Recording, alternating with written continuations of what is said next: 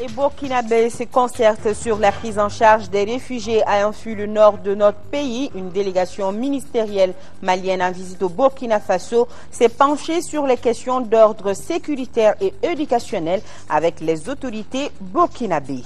La destination Mali en perte de vitesse à cause de la crise. Le tourisme apportait au pays 30 milliards de francs CFA par semaine.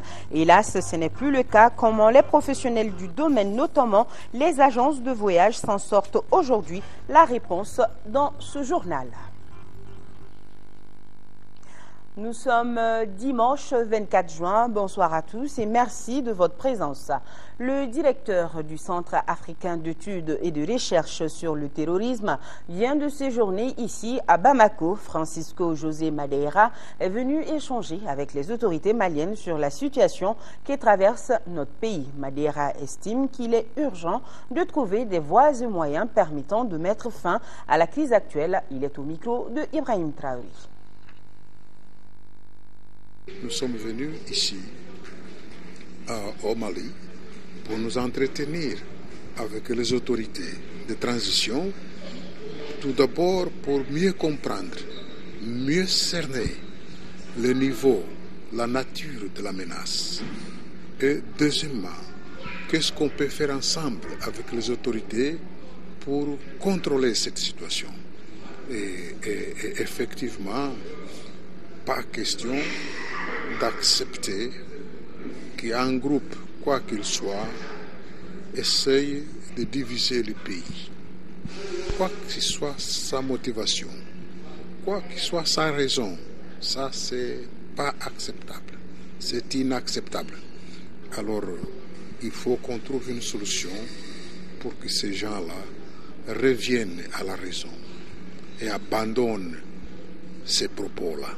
Nous sommes venus ici aussi pour voir comment, qu'est-ce qu'il faut faire pour que, tout d'abord, les Maliens en général, la région et le continent puissent être mieux informés de la nature des menaces terroristes que votre pays subit. Et dans ce sens, j'ai échangé les informations et des contacts avec vos autorités. Deuxièmement, nous allons prendre et amener quelques Maliens au centre pour une formation. On le fait déjà, on veut continuer à le faire. Et aussi écouter les autorités pour voir dans les présentes circonstances comment ensemble avec l'Union africaine nous pouvons nous confronter à la réalité terroriste. Alors, pendant mon séjour ici, j'ai eu l'honneur de travailler avec le directeur général de sécurité de l'État, avec le ministre de la Défense, avec le ministre de la Sécurité intérieure, et j'ai eu l'honneur d'être reçu par son Excellence, Monsieur le Premier ministre. Nous sommes tous convaincus que cette situation, ce n'est pas tenable, ne peut pas exister. Voilà, c'était le directeur du Centre africain d'études et de recherche sur le terrorisme, Francisco José Madeira, qui vient de séjourner ici à Bamako. Le chef d'état-major de la garde nationale vient de boucler une visite de prise de contact en 4e et 5e région. À Ségou puis à Mopti, le colonel Daouda Sogoba a rencontré la troupe. Plusieurs préoccupations ont été évoquées, notamment la reconquête des régions du nord du Mali sous occupation, ainsi que la discipline et la cohésion au sein des forces de sécurité. Tamtiar Diabaté, les détails. Les visites se multiplient dans les garnisons militaires, mais celle du chef d'état-major de la garde nationale en 4e et 5e région a une particularité. Sa particularité est d'informer les militaires que les défis ont pour nom la reconquête du septentrion, la discipline et l'engagement. Bref, donner une autre image à l'armée malienne. La mission principale aujourd'hui des forces armées et de sécurité, c'est la reconquête des zones nord du pays. La mission qui nous attend, ce n'est pas une mission au-delà de nos capacités, ce n'est pas une mission au-delà de nos connaissances et de nos compétences. C'est une synergie d'ensemble, mais pour ce qui nous concerne, c'est pour donner l'assurance que la garde nationale jouera toute sa participation pour assurer la sécurité et la tranquillité. Les échanges ont également porté sur les dispositifs sécuritaires pour la reconquête du nord du Mali et le rôle des forces de sécurité et de la défense. Il ressort de cette visite que la nouvelle donne au sein de l'armée, c'est la reconnaissance du mérite. Tout élément qui va se faire remarquer, la reconnaissance du mérite en action, donc c'est un élément de galvanisation, donc pour récompenser le mérite, pour récompenser ceux qui sont là, qui travaillent correctement, parce que ça aussi, il faut le dire, ça a souvent manqué à nos forces. Visiblement, les éléments du groupement de la garde nationale de Ségou et Mopti ont pris bonne note des messages du nouveau chef d'état-major de la garde nationale. Le chef d'état-major a bouclé la boucle à Banyangara où il a été rassuré des opérations militaires de Badenko. Et d'une visite à une autre, nous partons au Burkina Faso où les ministres maliens de l'éducation, Adama Wane et ses collègues de l'action sociale et de la famille ont rencontré cette semaine à Ouagadougou leurs homologues. La rencontre a porté sur la situation des réfugiés maliens installés dans ce pays. Envoyé spécial, Lamine Tchekoura Koulibaly. Les trois ministres burkinabés, éducation de base, action sociale et promotion de la famille, ont tour à tour fait l'exposé des réponses sectorielles apportées par leur département au drame humanitaire que leur pays a connu, avec l'arrivée des Maliens. Face aux questions préoccupantes et urgentes d'alors, les autorités ont lancé un appel à la communauté nationale et internationale. Des mesures ont été prises pour vacciner les populations, leur donner à manger, inscrire les enfants à l'école. En règle générale, ce n'était pas des classes pléthoriques. Donc ça, c'était aussi une chance un peu qui a permis justement que ces enfants-là, ces élèves qui venaient d'arriver puissent vraiment accéder aux salles de classe. Nous avons surtout pris la décision de proroger l'inscription pour les examens. Nous avons quand même quelques difficultés sur certains sites et nous avons quelques-uns qui refusent de rentrer dans l'organisation classique qui leur est proposée. On sent qu'il y a des clans qui sont en train de s'organiser avec des leaderships qui cherchent à s'imposer sur le terrain. Il y a ceux qui sont arabophones, donc on aimerait quand même que vous puissiez également nous appuyer dans la sensibilisation. Le ministre Adama Wane et ses collègues ont tenu à remercier au nom du gouvernement et du peuple malien le Burkina Faso et ses partenaires pour les efforts consentis dans la gestion de cette crise. Nous sommes venus pour indiquer que le gouvernement veut réellement assumer au plus sa responsabilité. Nous avions l'aide des pays, nous avions l'aide des partenaires, mais en définitive, c'est notre problème, c'est notre charge, c'est notre responsabilité. Vous avez fait réellement une analyse des besoins, une analyse des différentes situations, les problèmes qui sont rencontrés. Et pour notre part, je pense que nous devrions essayer, chacun, en ce qui nous concerne, de pouvoir partir de là, parce que nous sommes venus rendre visite aux réfugiés, mais en réalité, ce sont nos réfugiés, mais ils sont entre nos mains. Les autorités burkinabées ont réaffirmé qu'elles honoreront tous les engagements internationaux, en dépit d'un contexte national déjà fragilisé par la sécheresse. Et toujours au Burkina Faso, la délégation ministérielle s'est rendue sur des sites accueillant les réfugiés maliens. Les échanges ont porté sur les problèmes d'éducation et de sécurité notamment. Lamine Tchekoura Koulibaly, notre envoyé spécial, nous en dit plus. L'insécurité au nord du Mali a généré d'importants mouvements de population, aussi bien à l'intérieur qu'à l'extérieur du pays. Entre 70 000 et 80 000 ressortissants du nord, selon les sources, ont trouvé refuge au Burkina Faso. On les rencontre sur 12 sites et dans des camps de réfugiés. 80% d'entre eux vivent dans les régions du Sahel et du Nord. Ceux de Ouagadougou, Bobo, Temtao, Ferreira et Gandafabou ont reçu cette semaine la visite de ces membres du gouvernement.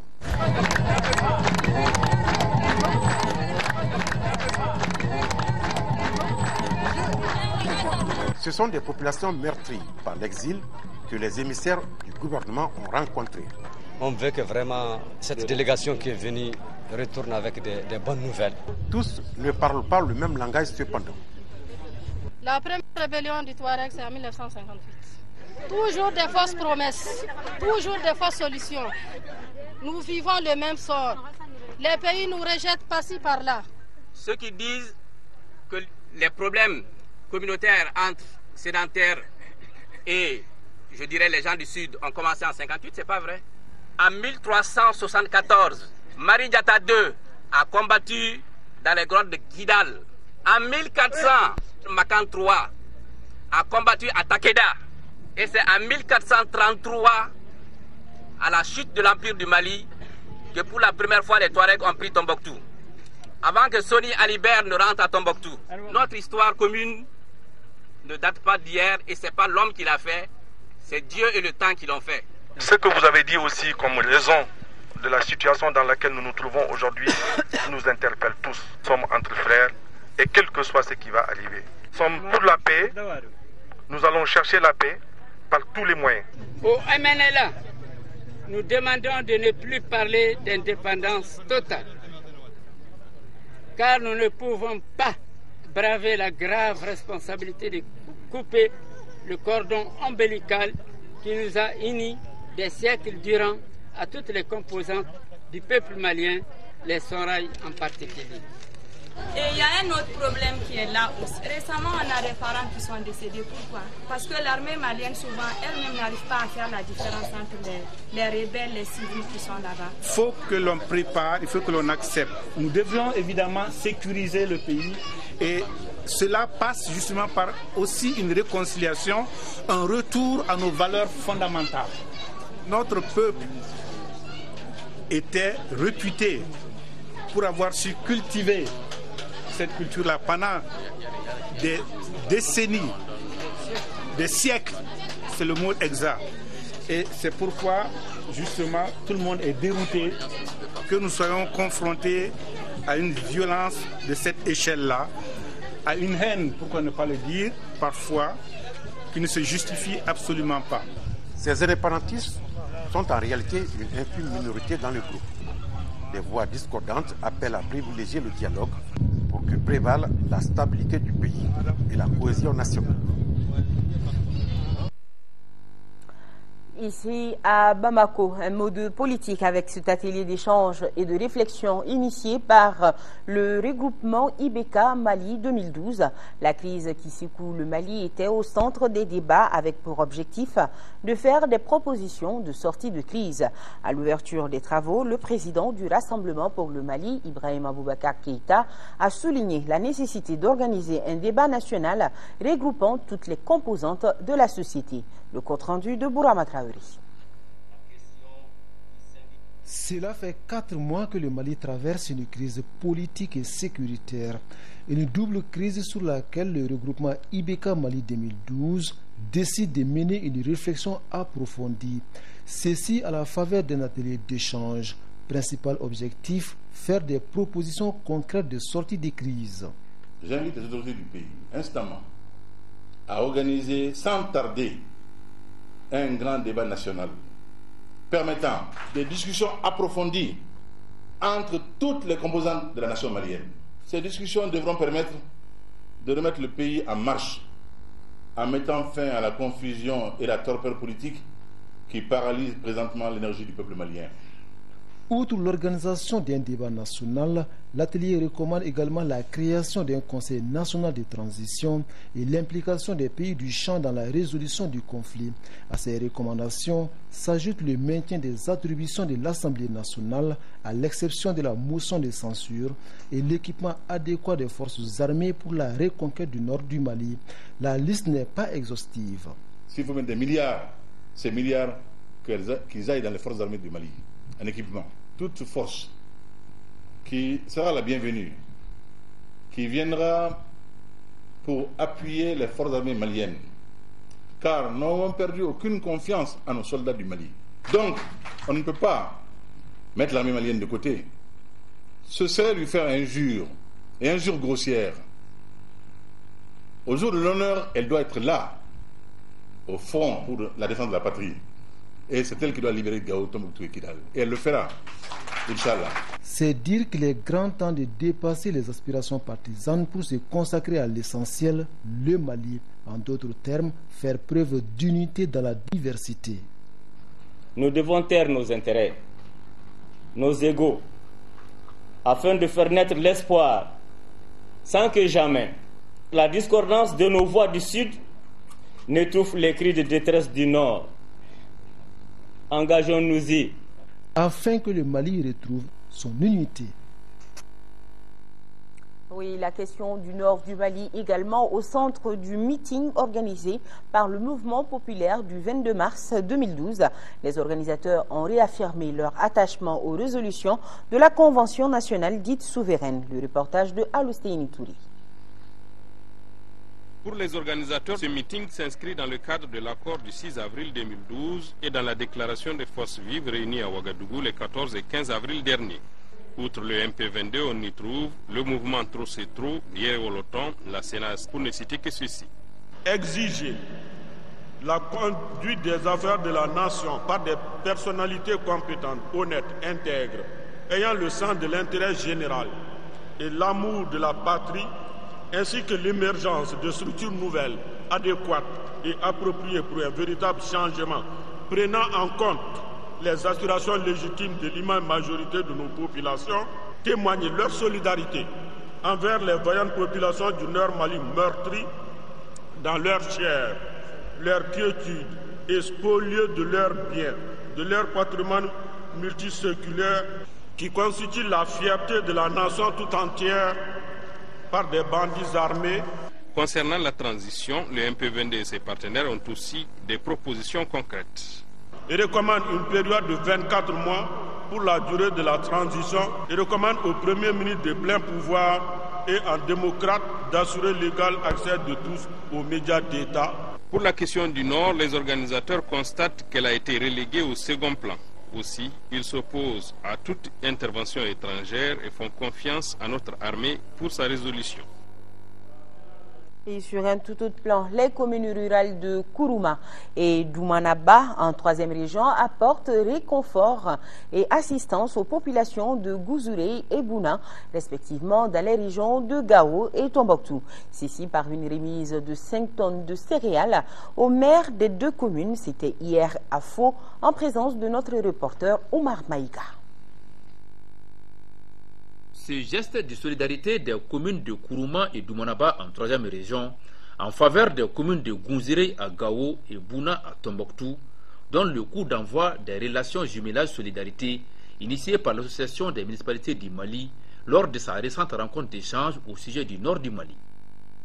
C'est ainsi que les populations de Doumanaba et de Kourouma ont pu réunir au total 3 tonnes de mil, 1 tonne de maïs, et la société d'agrobusiness Sudagri qui opère sur la commune de Kourouma a offert 1 tonne de semences de riz R1 donc pour la commune du Nord.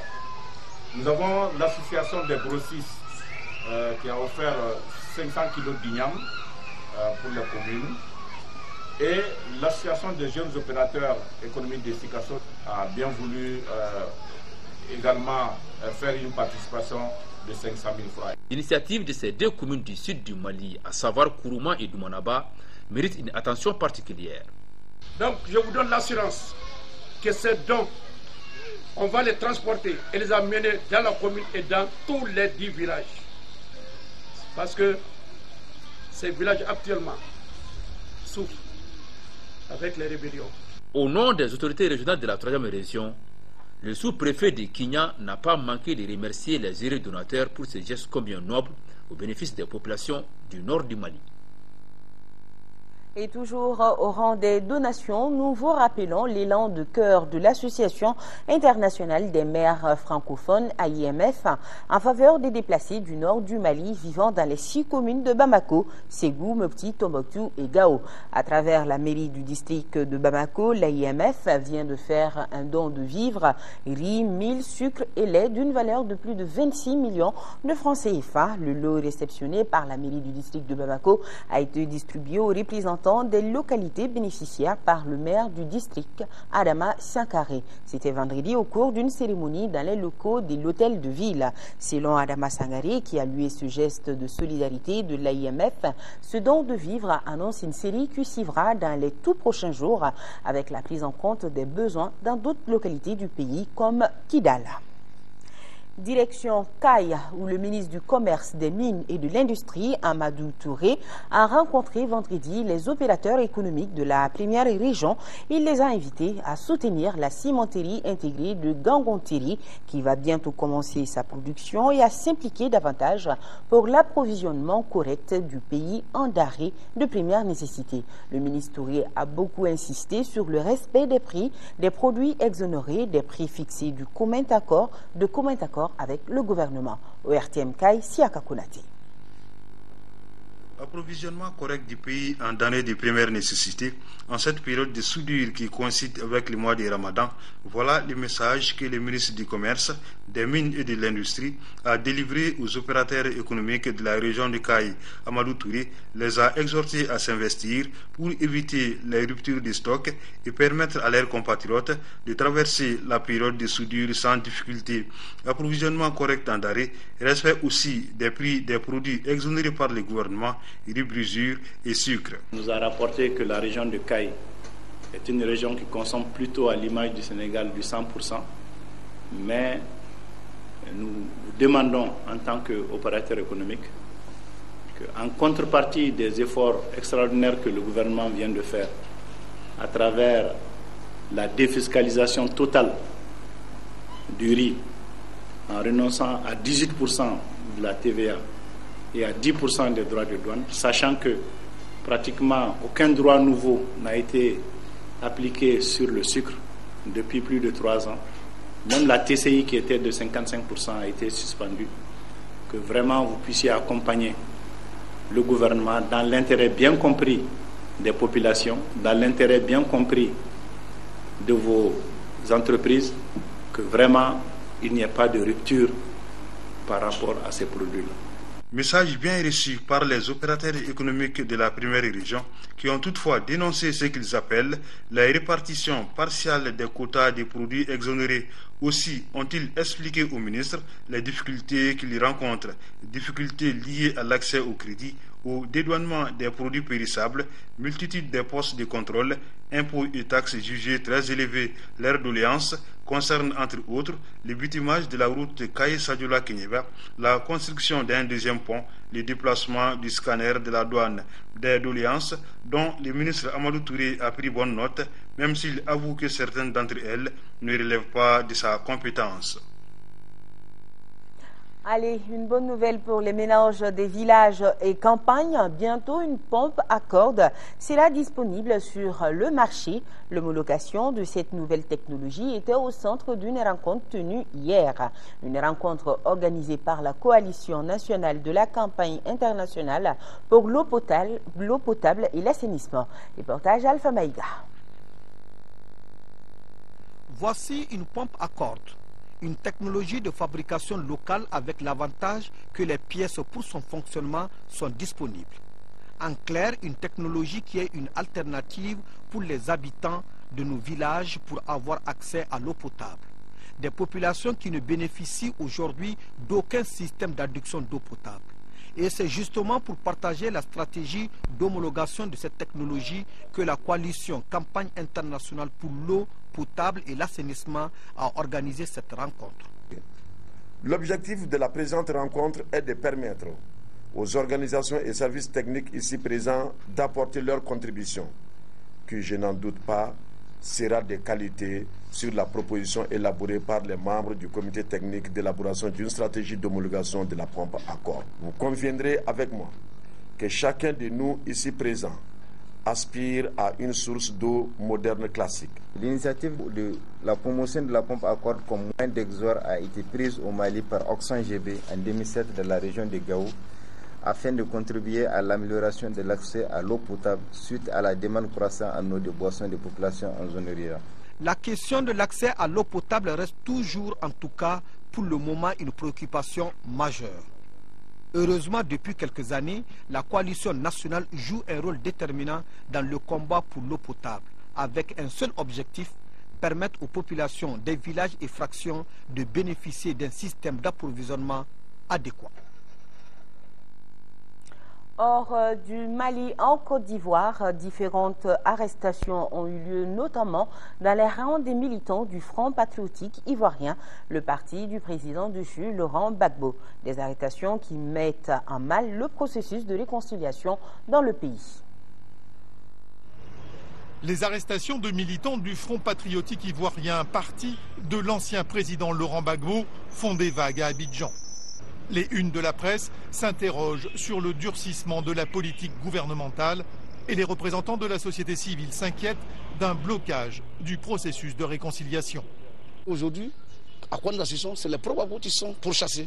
Et quand c'est comme ça, pour nous, société civile, c'est très difficile de pouvoir parler de cohésion sociale avec la population. Au sein même de la commission Dialogue, Vérité et Réconciliation, on dénonce une politique qui empêche l'instauration d'une confiance entre les ennemis d'hier. Nous assistons aujourd'hui à l'arrestation de ceux-là même qui pourraient être les porte-flambeaux du message de réconciliation vis-à-vis des militants pro-Gbagbo. Alors, quand ceux-là sont arrêtés, quel argument est-ce que moi, particulièrement, en tant que conseiller du président chargé de la jeunesse, je peux tenir à l'endroit de ces jeunes? C'est pas possible. Gouvernement et opposition n'ont pas voulu s'exprimer officiellement sur la question. Mais les violences qui se multiplient dans l'ouest du pays et l'extradition du Libéria de 41 militants pro-Gbagbo risquent d'envenimer la situation. Et notez que les frères musulmans accèdent au pouvoir en Égypte, une victoire qui marque la fin de l'ère Moubarak. De la musique pour informer, alerter le monde sur les dangers et les avancées réalisées en matière de lutte contre le sida. Il s'agit du festival Solidays qui s'est installé pour 3 jours sur l'hippodrome de Longchamp à Paris. 80 concerts sont au programme et plus d'1 millier de festivaliers sont attendus. De la musique, un public chaque année plus nombreux. Solidays, c'est le festival incontournable de l'été. Programme du festival! 3 jours de fête solidaire installés sur l'hippodrome de Longchamp à Paris. Ici, on achète un billet utile pour participer à la lutte contre le sida. Concrètement, quand on achète un billet pour Solidays, on aide à la fois un programme d'accès au traitement aux Philippines, on aide des jeunes orphelins rwandais pour qu'ils restent intégrés communautairement. Plein de combats comme ça auprès des publics les plus vulnérables et voilà, qui sont rendus possibles grâce à l'argent du festival Solidays. Comme chaque année, un grand chapiteau abrite le village Solidarité. Une centaine d'associations françaises et étrangères sont ici pour partager et informer. Un grand stand regroupe les associations africaines. Parmi elles, certaines sont là pour la première fois, comme Afia Santé de République démocratique du Congo. Il est inacceptable qu'à l'heure actuelle, qu'il y ait encore des personnes qui n'ont jamais entendu parler du sida, des moyens de lutter contre le sida, des personnes qui savent qu'elles vont mourir dans quelques jours, tout simplement parce qu'elles n'ont pas accès aux médicaments. Il y a des personnes qui veulent se faire dépister, mais elles n'ont pas les moyens de le faire. S'informer tout en s'amusant, c'est le principe de Solidays. Les 160 000 festivaliers assisteront à 80 concerts. C'est Blitz, The Ambassador, qui a ouvert le bal. Ce New-Yorkais d'origine ghanéenne veut rappeler que la lutte contre le sida est plus difficile en Afrique. Le défi pour l'Afrique, c'est le problème de l'accès à l'éducation et à l'information concernant les dangers autour de cette maladie. Et aussi informer de l'accès aux traitements qui leur permettent de vivre plus longtemps avec la maladie, de combattre la maladie. Ils n'ont pas forcément accès à tout ça et du coup ça donne l'impression que c'est plus insurmontable en Afrique qu'ailleurs. Chaque édition de Solidays a permis de récolter environ 1 million d'euros, une somme investie dans l'aide et la prévention. Solidarité Sida espère faire mieux cette année malgré un contexte économique difficile. Une initiative à encourager. Et place au grand format de ce journal. Après les hôtels, nous nous sommes intéressés au sort des agences de voyage et de tourisme face à la crise. Des structures qui jouent un rôle important dans la promotion de la destination Mali. Et le tourisme était justement une source importante d'entrée de devises pour notre pays. Aujourd'hui, avec la crise socio-sécuritaire au niveau des agences, c'est tout simplement le temps des vaches maigres. Alpha Maïga a fait le tour de quelques agences, suivant son reportage. Elles sont nombreuses les agences de voyage et de tourisme recensées officiellement par l'Office malien du tourisme et d'hôtellerie OMATO.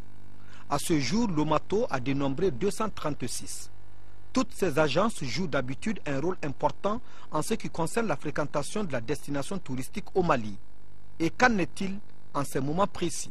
À notre niveau, il y a 3 types d'activités. Il y a l'activité pèlerinage, il y a l'activité billetterie, il y a l'activité tourisme. Avec la situation actuelle, il y a un arrêt total de nos activités. Mais depuis qu'il y a eu le problème des otages, il n'y a plus de touristes qui viennent au Mali. Et en général, les touristes préfèrent toujours prendre les billets d'avion avec les agences localement. On leur vend ce qu'on appelle un package. Aujourd'hui, il n'y a pratiquement plus de vente. Voilà donc un an que tous les segments de marché sont touchés. Cela est valable pour le tourisme d'agrément que le tourisme d'affaires. Parmi les raisons, la situation sécuritaire sociopolitique qui prévaut actuellement dans le pays. Avec cette crise-là, chacun est sur le qui-vive. Les gens ne voyagent plus comme avant. Or, quand les gens ne voyagent plus, il n'y a pratiquement plus de business. On ne vend pas un billet par semaine. D'abord parce qu'il y a après la crise au Mali, il n'y a plus de tourisme. Et le chiffre d'affaires a vraiment plongé, sans compter que il y a beaucoup de crédits dehors aussi qu'on ne parvient pas à faire entrer, alors que nous vendons pour les compagnies aériennes qu'on est obligé de payer. Que tu sois payé ou pas, tu vends un billet du 1er au 30, le 10 du mois d'après, tu es obligé de payer la compagnie aérienne. Si tu ne payes pas, on arrête ton activité. Pour éviter qu'on arrête l'activité, nous, on a été obligés aussi de dégraisser au niveau du personnel, de compresser les charges. Vraiment, c'est une situation qu'on ne peut même pas expliquer tellement elle est catastrophique sur le plan humain, sur le plan économique, sur le plan vraiment psychologique. Les gens sont beaucoup touchés. Ce qu'on a fait, c'est du rabattement des salaires. Donc, on a gardé tout le monde. Mais il est évident qu'avec l'arrêt total des activités, la situation n'est pas facile. La saison touristique est marquée chaque année par la fréquentation des sites. Et ils sont nombreux les visiteurs internationaux qui participent aux différentes manifestations touristiques et culturelles. Les guides qui, eux aussi, jouent un rôle déterminant dans l'animation de ce secteur en collaboration avec les agences de voyage et du tourisme. La situation devient de plus en plus grave parce qu'il n'y a personne qui sert ce boulot et puis on est dans des situations difficiles et puis chacun n'arrive même pas à s'en sortir et puis on se pose ici à la maison des jeunes tous les jours et on rentre le soir. Actuellement, j'ai rien à faire parce que j'ai vu du tourisme et qu'on ne voit pas de tourisme. Au niveau des instances, on a des contacts, ils nous prennent souvent pour travailler. En temps normal, dans les régions de Mopti et Tombouctou, chaque touriste dépense le minimum de 50 000 francs CFA par jour. Et tenez-vous bien, en 2010, en une semaine, 85 000 touristes ont apporté au Mali plus de 32 milliards de francs CFA. En temps normal, c'était le nouveau pétrole du Mali, parce que le tourisme est vraiment le pétrole des pays pauvres ou même riches. Même les États les plus riches vivent surtout du tourisme. Et le Mali était une destination qui a vu le jour et qui commençait à avancer chaque année un peu plus, parce que le tourisme faisait vivre beaucoup de Maliens. Un touriste rapportait au minimum, pour le plus pauvre, 80 € par jour. Au moins, il va les dépenser. C'est 50 000 francs CFA, ça c'est le minimum. Sinon, il y a des touristes qui dépensent beaucoup plus par jour, parce qu'il y a des circuits qui coûtent par semaine plus de 1 400 €, 1 700, 2 000 € par touriste. Ça encore, c'est le formel. Il y a l'informel qui est là, qui fait beaucoup de milliards encore cachés, non répertoriés, non notifiés. Pendant la même période, la crise a été ressentie au niveau de l'artisanat. 89 agences de Tombouctou, Gao, Kidal ont vu leur chiffre d'affaires chuter de 22 à 8 millions de francs CFA en un seul mois.